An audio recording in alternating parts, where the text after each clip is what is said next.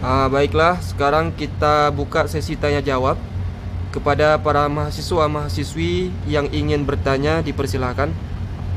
Saya ingin bertanya kepada Tengku Profesor Muhammad Khaidir LCMA. Sebagai seorang perempuan muslimah, saya terkadang merasa susah dalam menjalankan rutinitas ibadah.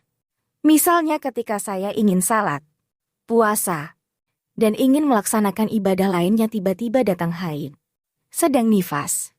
Lagi sibuk ngurusin anak yang masih kecil dan berbagai kendala yang lain. Sementara kaum laki-laki bebas dalam menjalankan rutinitas ibadahnya kapan dan dimanapun mereka berada. Di satu sisi, kadangkalanya kami merasa sedih karena tidak bisa menjalankan ibadah. Amal ibadah mereka lebih banyak dibandingkan kami kaum perempuan. Ini bagaimana Tengku solusi bagi kami kaum perempuan? Terima kasih banyak atas jawabannya. Baiklah, terima kasih banyak atas pertanyaannya yang luar biasa. Mungkin pertanyaan ini juga mewakili pertanyaan atau keluhan wanita muslimah lainnya di luar sana yang ingin menjalankan ibadahnya namun terkendala oleh satu dan lain hal. Jadi dalam hal ini, yang pertama sekali yang perlu kita garis bawahi adalah amal ibadah itu bernilai ibadah dan bakal diberikan ganjaran pahala bukan hanya dengan melakukannya saja, tapi juga bernilai ibadah dengan meninggalkan perbuatan tersebut, karena berhubung perbuatan itu diharamkan oleh agama. Karena hukum agama kan ada wajib, sunnah, mubah, makruh, dan haram. Nah, perkara wajib, sunnah, dan mubah itu bernilai ibadah dan memperoleh pahala bagi pelakunya ketika perkara itu dilakukan, bukan ditinggalkan. Sedangkan perkara yang haram dan makruh itu bernilai ibadah sebaliknya dengan meninggalkan perbuatan tersebut. Kalau ditinggalkan dengan tujuan imtithalan, yakni meninggalkan perkara haram dan perkara makruh karena menjunjung tinggi perintah Allah Subhanahu wa taala. Jadi, seorang perempuan muslimah dapat memperoleh amal ibadah dengan meninggalkan amal ibadah itu sendiri. Tidak harus melakukannya.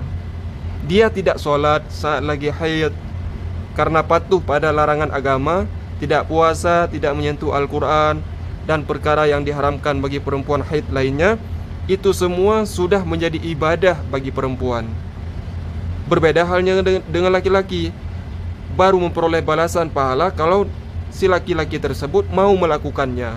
Bahkan dia akan berdosa dan akan diazab kalau dia meninggalkan perbuatan wajib tersebut.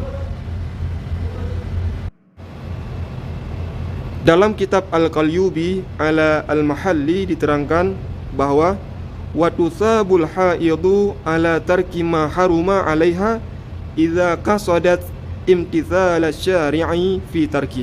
Artinya, perempuan itu akan mendapat pahala karena telah meninggalkan perkara yang diharamkan untuknya jika memang dia mempunyai niat mengikuti perintah syariat dalam meninggalkannya itu.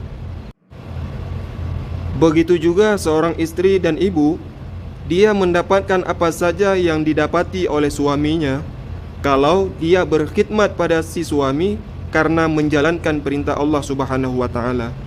Jadi jihad seorang istri adalah berkhidmat pada suami dengan berbakti kepadanya dan menjaga serta mendidik anak-anaknya.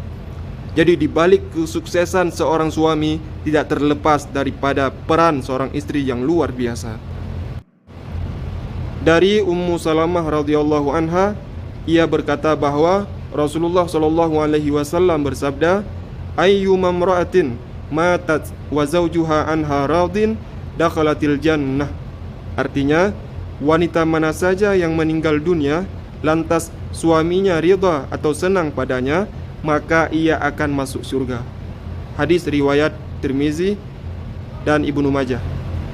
Bahkan dalam hadis yang lain dari Abdurrahman bin Auf, ia berkata bahwa Rasulullah sallallahu alaihi wasallam bersabda, "Idza shallatil mar'atu khamsaha wa shamat syahraha wa hafizat farjaha wa ata'at zawjaha qila laha udkhulil jannah min ayyi abwabil jannati syi'ti." Artinya, jika seorang wanita selalu menjaga salat 5 waktu, juga berpuasa sebulan yaitu di bulan Ramadan, serta betul-betul menjaga kemaluannya dari perbuatan zina dan benar-benar taat pada suaminya, maka dikatakan pada wanita yang memiliki sifat mulia ini, masuklah dalam surga melalui pintu mana saja yang engkau sukai. Hadis riwayat Ahmad dan Ibnu Hibban. Jadi kesimpulannya, sesuai dengan pertanyaan tadi, bahwa seorang perempuan jangan sedih dan berkecil hati karena kodratnya sebagai perempuan, karena ada hikmah di balik semua itu yang luar biasa.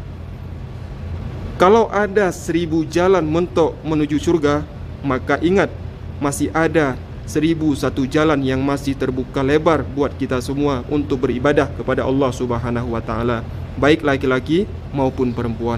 Berarti tidak ada kendala bagi perempuan untuk beribadah dalam segala kondisi dan situasi. Dan Islam juga tidak pernah mendiskriminasi kaum wanita.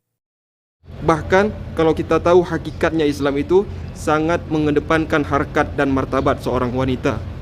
Banyak hal kalau kita mau bahas insya Allah di pertemuan yang akan datang insya Allah.